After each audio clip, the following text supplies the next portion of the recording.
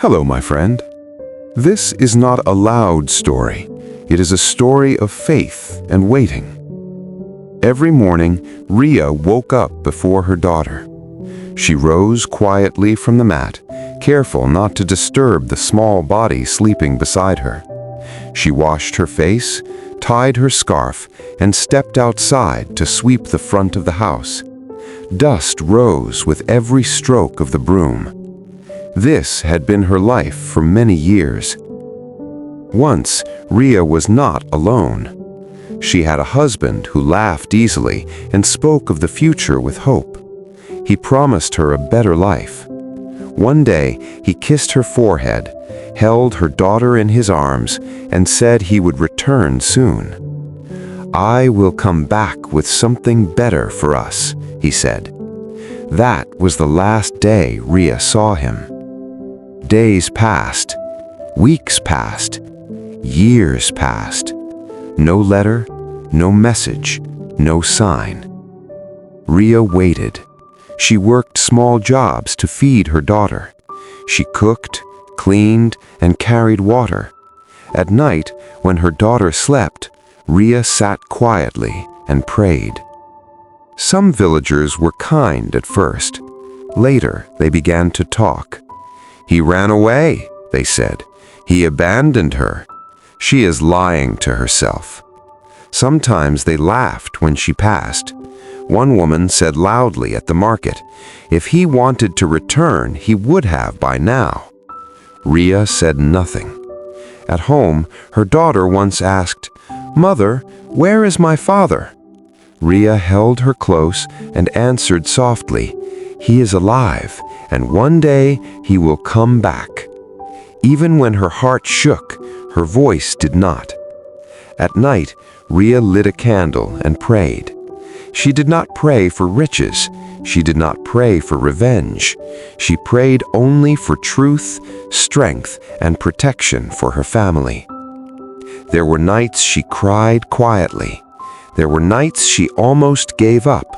But every morning, she stood up again. Years passed. Her daughter grew taller, stronger, smarter. The villagers' words grew louder.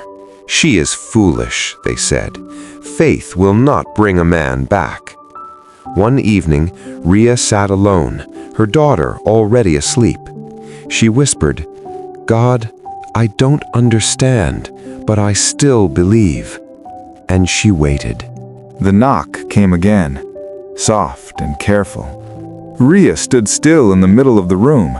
Her heart began to beat faster, not from fear, but from a feeling she could not explain.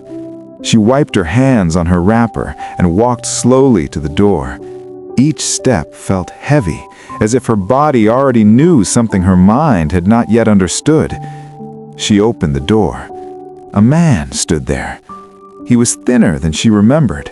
His shoulders were bent and his clothes looked old. His hair was rough, his face marked by years of hardship. For a moment, Reeya did not move. She simply stared. Then she saw his eyes, the same eyes that once looked at her with love. Her breath left her body. The man's legs gave way, and he dropped to his knees. His hands trembled as he covered his face. "I did not leave you," he said, his voice shaking. "I swear I did not leave you." Reeya felt her knees weaken. She held the doorframe to keep herself standing. Tears filled her eyes, blurring everything in front of her. He looked up at her and continued, "I was accused of a crime I did not commit. I was innocent. I was taken away before I could explain. I spent many years in prison. I tried to send messages. I prayed every night. I never stopped thinking of you, of our daughter." Reeya knelt down in front of him. Her hands reached for his face, touching him slowly, as if she feared he might disappear. Her tears fell freely now. "I waited," she whispered. "I waited every day." Behind her, their daughter stood quietly, watching. She had grown into a young woman now. She had heard stories of her father, but she had never imagined this moment. Reeya turned and held her daughter's hand. "This is your father," she said softly. The girl stepped forward slowly. She looked at the man's face, then into his eyes. Tears filled her own. That evening, Reeya cooked more food than she had cooked in many years. The smell filled the house. 2 plates became 3. 3 chairs were pulled close together. They ate slowly. No one spoke much. Words were not needed. That night, when the village became quiet, Reeya lit the candle again. The same candle, the same place, but this time her hands were steady. She folded her hands and closed her eyes. She did not ask for anything. She only said, "Thank you." The truth spread through the village the next day. The same people who once mocked her now stood silent. Some came to apologize. Some avoided her eyes. Reeya did not hold anger in her heart. Faith had taught her patience. She had lived through loneliness, shame, and silence. She had trusted God when nothing made sense, and in the end, truth returned, not loudly, not suddenly, but honestly.